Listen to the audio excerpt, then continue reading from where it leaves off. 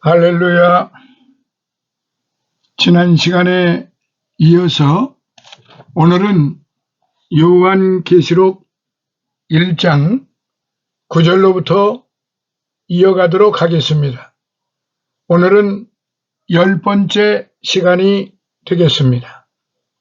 10번째 시간, 이제 9절의 말씀을 함께 보시겠습니다. 너희의 형제이며 환난과 예수 그리스도의 나라와 인내에 동참하는 자인 나 요한은 하나님의 말씀과 예수 그리스도의 증거로 인하여 반모라고 하는 섬에 있었느니라. 아멘. 자, 오늘 이 말씀을 또 계속해서 이어가도록 하겠습니다. 첫 번째, 나 요한은 에고 요한네스, 묵시문학에 있어서는 저자의 인격이 그 환상을 보증하는데 매우 중요한 역할을 하고 있습니다. 누가 누구를 통하여 계시를 전달하느냐 하는 문제는 그 신빙성 문제에 있어서 매우 중요합니다. 다음으로 너희 형제이며 아델포스 휘문, 사도 요한이라고 밝히지 않은 것은 수신자가 그것을 익숙히 알고 있었던 것과 또한 수신자들과 같은 순환의 위치에 있다는 것을 강조하기 위해서입니다. 우리는 모두 그리스도 안에서 똑같은 형제요 그리스도의 종들입니다. 그럼에도 불구하고 오늘 복음의 사역자들 가운데에는 형제보다는 총회장, 총재, 감독, 박사 등의 명칭으로 그리스도 안의 동등된 형제의 신분을 격화시키는 교권주의자들의 횡포를 우리는 늘 보아왔는데, 이런 교권주의자들의 횡포를 배격해야 한다는 것은 예나 지금이나 변함이 없는 그런 사실입니다. 그들은 예수 그리스도의 환난과 나라에 동참하는 그리스도의 형제들이라고 하면서 스스로 모세의 높은 자리에 앉아서 사람들에게 대접받기를 좋아하는 명예주의 종교꾼들이기 때문이라고 제가 한 말이 아니고 마태복음 23장 5절로부터 12절의 말씀을 한번 보시기 바랍니다. 예수 그리스도의 복음을 전하고 고난에 동참하는 자리에서 자기의 권위를 내세우는 자들은 엄밀히 말해서 거짓 사꾼들입니다. 거짓 목자들이 예수 그리스도의 환난과 나라와 참음에 동참하는 자리에 사도나 장로의 권위로 고난이 감소되는 것이 아닙니다. 고난은 모든 성도들과 함께 받는 것이므로 연대 의식으로 형제의 입장을 취해야 마땅한 것입니다. 그런데 여기 형제란 말과 동참하는 자라는 말이 한 관사에 함께 속하여 서로 밀접한 관계를 가집니다. 그것은 형제이므로 환난과 나라와 인내에 동참하게 된다는 인과를 암시합니다. 자, 다음으로 환난과 예수 그리스도의 나라와 인내. 환난과 예수 그리스도의 나라와 인내. 엔테 들립세이 카이 엔테 바실레이아 카이 휘포몬의 예수 그리스도. 엔테 들립세이 카이 엔테 바실레이아 카이 휘포몬의 예수 그리스도라는 말인데요. 개역 성경에는 9절에 그리스도를 2번이나 삭제해버렸습니다. 본절은 예수 그리스도라고 해야 옳습니다. 이 문구에 있어서 환난, 나라, 인내의 세 말은 공통적으로 연결이 됩니다. 즉 예수 그리스도의 환난, 예수 그리스도의 나라, 예수 그리스도의 인내를 의미하는 것입니다. 그러니까 이게 무슨 얘기냐면은 그냥 환난, 나라, 인내로만 번역이 되어 있지, 예수 그리스도의 환난, 예수 그리스도의 나라, 예수 그리스도의 인내를, 그러니까 예수 그리스도 그 그리스도를 두 번이나 삭제해 버렸다는 사실입니다. 환난은 압박한다에서 온 것으로 신앙의 연고로 밖에서 받는 고난을 뜻하고, 나라는 그리스도를 왕으로 섬기는 천국을 뜻합니다. 그리고 인내는 아래와 머문다는 합성어로 남들이 떠나간 후에도 그대로 어려운 환난의 중압 아래에 머물러 있는 것을 가리킵니다. 즉 나라를 목표하여 현재의 환난에서 인내하는 자들입니다. 요한은 다른 성도들, 다른 형제들과 같이 이런 상태에 동참한 사람이었습니다. 야곱은 본래 매끈매끈한 사람이었어요. 본래적인 이 매끈매끈한 기질을 가진 자는 뱀장어나 흙탕물 속에 사는 미꾸라지 족속에 속한 뱀의 기질을 가진 자들입니다. 이런 기질을 가진 자들은 예수 그리스도의 환난과 나라와 참음에 동참하기가 사실은 매우 어렵습니다. 빠져나갈 구멍만 있으면 언제든지 잘 빠져나갑니다. 야곱은 어머니를 통한 별미 사건이 있은 후 하란 땅으로 빠져나가서 20년 동안 수많은 연단과 고난 끝에 그의 매끄러운 뱀의 기질을 벗어버리고 이스라엘이란 새 이름을 받아 이긴 자가 되었습니다. 창세기 32장 28절에 예수 그리스도의 환난은 초대교회로 끝난 것이 아니라 지금도 계속되고 있습니다. 그의 남은 고난을 우리들의 몸에 채워야 합니다. 마지막 때 요한계시록의 모든 축복과 약속은 모든 환난을 인내로 이기는 자의 것이 됩니다.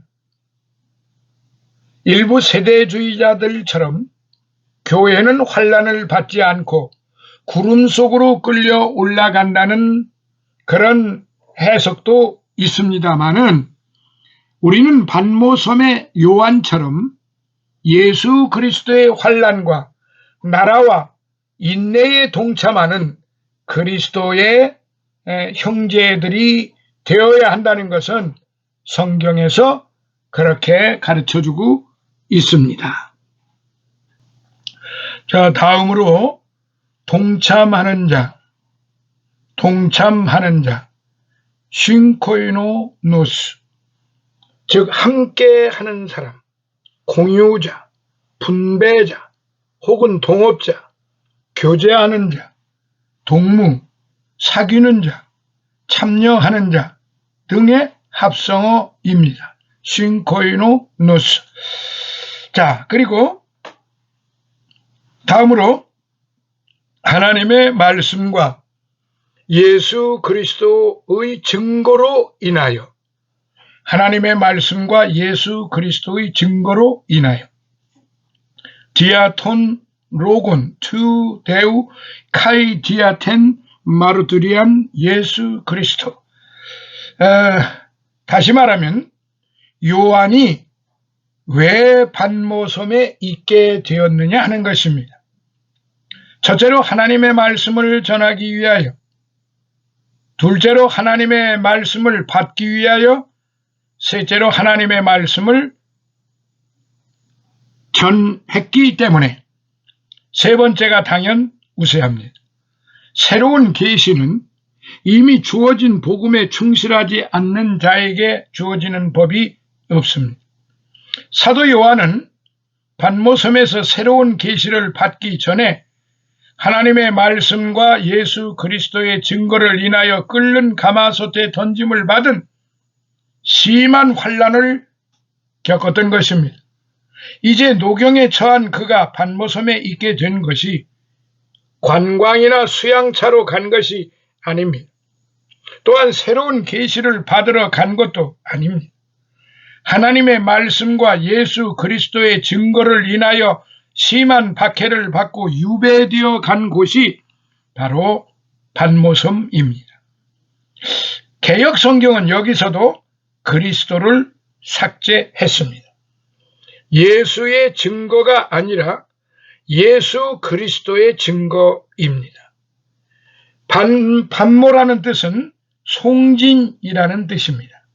이 섬은 밀레도 남서서 68km, 사모스 남서 47km 지점에 있고 현재 이름도 판모 또는 팔모사로 불리웁니다.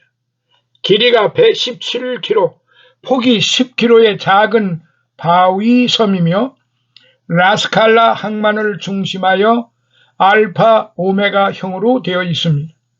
지금은 인구 약 3천여 명의 관광지로 유명하지만은 요한 당시에 이 섬은 범죄자를 정배 보내는 그런 유배지였습니다. 자, 그런데 오늘 저와 여러분들은 특별한 부분을 알고 가시는 게 좋을 것 같습니다. 여기서 특별히 그 말씀을 통해서 나타난 그 용어에 대해서 몇 가지 좀 살펴보고 넘어가도록 하겠습니다. 자, 계시록 1장 3절, 11장 18절, 22장 1절에는 카이로스라는 말이 나옵니다. 카이로스, 영어로는 세선. 이것은 이 긴박한 시대에 하나님께서 어떤 특수한 계시적 행동을 하실 수 있도록 설정한 시간인데요. 이 시간에 세계 역사의 종국이 오며 하늘나라가 돌립할 수 있는 가능적인 시간을 말합니다. 그런데 계시록 12장 12절과 14절의 관사가 없는 카이로스는 잠정적인 미래의 시간이기 때문에 수직적인 사건보다는 수평선상의 시간 개념이 강합니다. 그러니까 진행은 카이로스는 정지된 시간이 아니라 진행되는 시간이라는 말이에요. 그러니까 다시 말씀드리면은 카이로스는 잠정적인 미래의 시간이기 때문에 수직적인 사건보다는 수평선상의 시간 개념이 더 강하다. 그러한 의미를 지니고 있습니다. 그런데 그 진행은 하나님이 작정해 준 제한된 시간의 진행이다. 라고 하는데 이것은 현재 심판의 때를 가리키는 말입니다. 다시 말하면 그리스도의 역사적 사건과 그리스도의 미래적 사건 사이의 시간을 말합니다. 그러므로 장차 그리스도 자신이 결정하는 시간이기도 합니다. 자, 두 번째, 크로노스, time to spare. 계시록 2장 21절, 6장 11절, 10장 6절, 20장 3절, 21장 21절에 바로 크로노스라는 단어가 나옵니다. 그리스도가 거짓 예언자 이세벨에게 회개할 기회를 주었습니다. 그러나 그녀는 회개하지 않는다고 하였습니다. 계시록 6장 11절에 순교자의 그 수가 차기까지 잠시 동안 기다리라고 하였습니다. 계시록 20장 3절에는 1000년이 지난 뒤 잠시 동안 사단이 해방되리라고 했습니다. 세 곳에 나오는 크로노스는 지연과 여유, 그러니까 time to spare는 여유입니다. 여유. 하나님 자신이 어떤 특정한 목적이 있어서 설정한 시간이에요. 이 기간은 그리스도의 역사적 사건에서 시작하여 그의 오심으로 끝납니다. 그러므로 어느 단기간의 시간이 아니라 종말로 향해 가는 현 시간 전체라고 보아야만 할 것입니다. 그러니까 time to spare, 잠시 동안 기다리라, 이제 그런 의미가 있는데, 왜 사단이 잠시 놓아지고 그렇게 풀어지느냐? 1000년이 지난 뒤 왜 사단이 해방되느냐? 이렇게 의문을 가질 수가 있고, 여기에 도무지 이해가 가지를 않는다는 것은 아마 독자들의 공통된 시각입니다. 그러나 하나님이 time to spare, 잠시 동안 그 시간을 설정해 놓으셨기 때문에 우리는 왜 그렇게 됐느냐가 아니라 그대로 아멘으로 받아야만 되는 것입니다. 하나님의 뜻대로 그렇게 된 것입니다. 왜 그렇게 되어야 하느냐 하는 퀘션은 우리에게 필요가 없는 것입니다. 자, 세 번째, man, a month라고 하는데요. 좀 더 제한된 시간은 달로 표시가 되었어요. month, 달. 계시록 9장 5절에 무저갱으로부터 올라온 황충이 5개월 동안 사람을 괴롭게 한다고 했습니다.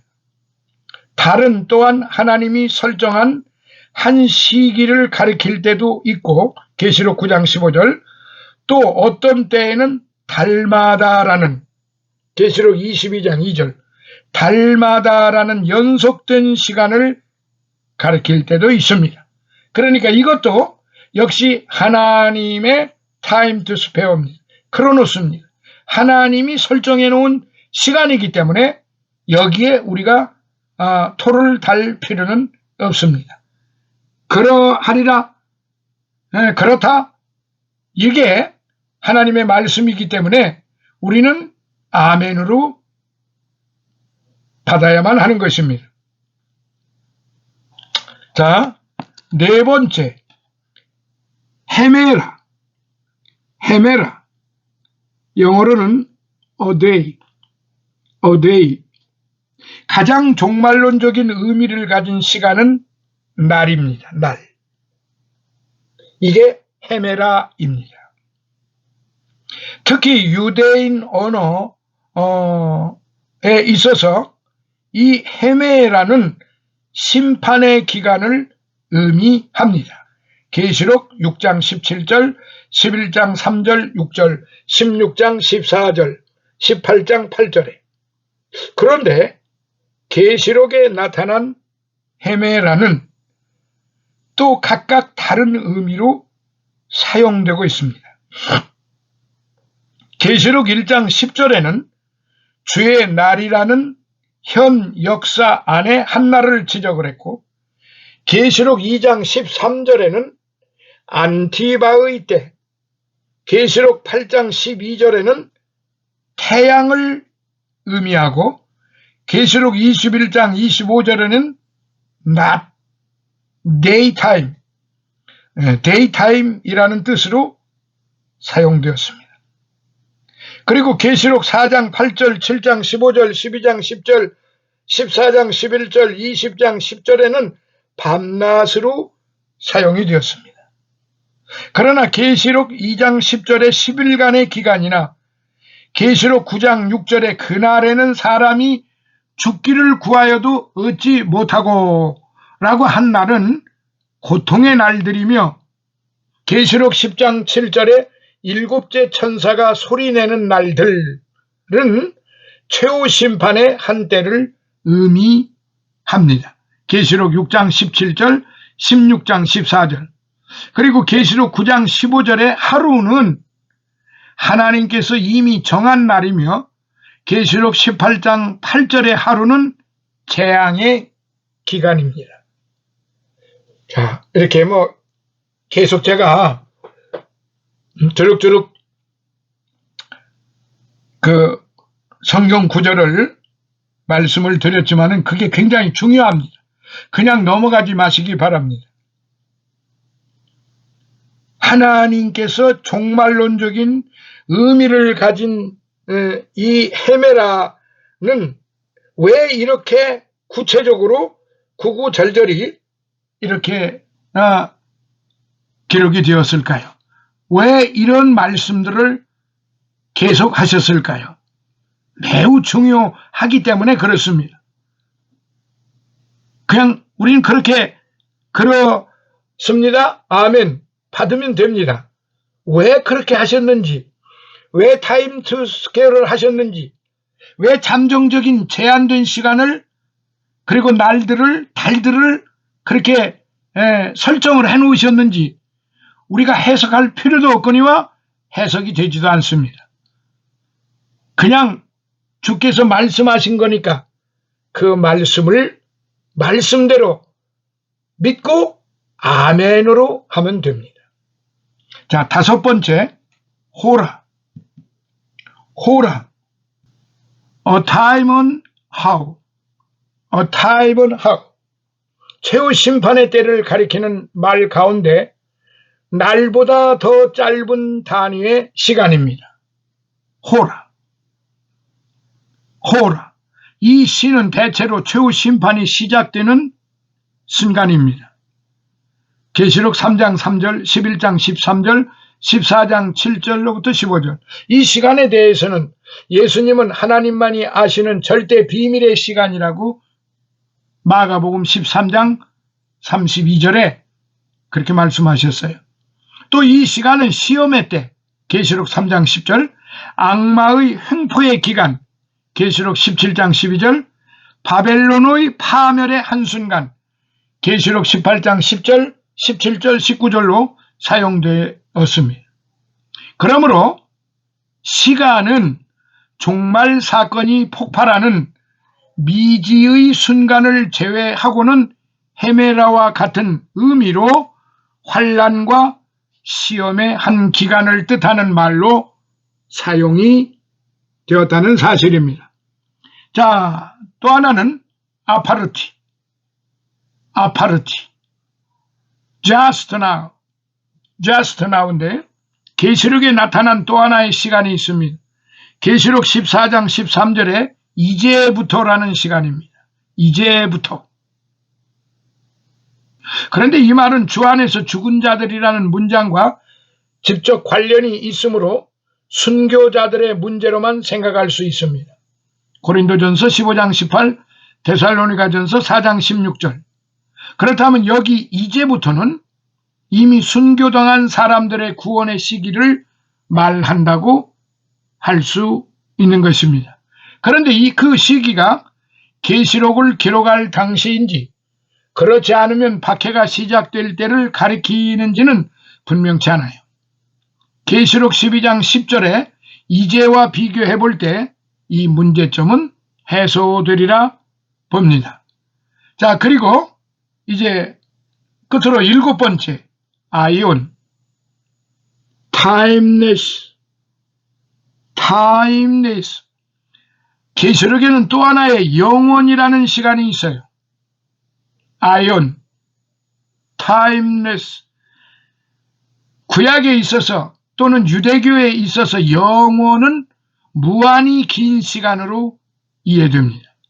시발점도 없고 또 종착점도 없는 시간으로 이해되었습니다.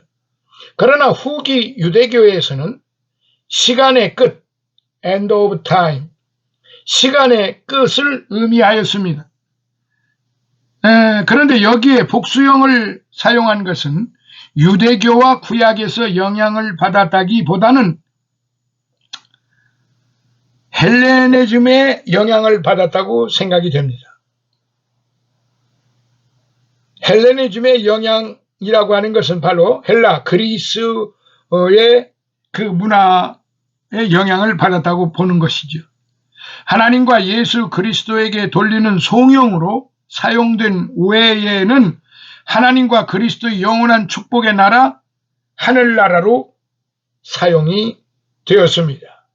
아이온, 영원.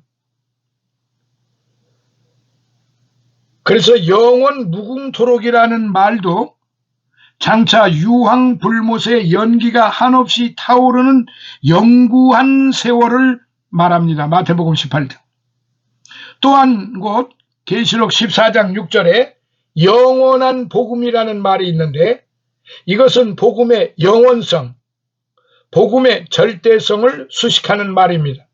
어쨌든 계시록에 나타난 영원은 구속사적인 의미로 미래에 다가오는 신천신지 새 시대를 가리키는 겁니다. 그런데 이 시대를 양쪽으로 시간의 무한 연장으로 이해할 것이 아니라 디비니스, 신성성, 초월성, 에터니티, 바로 신성성과 초월성에 있어서 이 세상과 질적으로 다르다는 것을 의미한다고 바로 그 학자들은 그렇게 주의를 했습니다. 할렐루야, 감사합니다. 이 8절과 9절은 굉장히 중요한 그 부분들이었기 때문에 이렇게 한 절로 가지고도 한 타이밍을 갈 수밖에 없습니다. 오늘은 10강째, 10강째 여기서 마무리하고 다음 시간 11번째 강의로 다시 만나보도록 하겠습니다.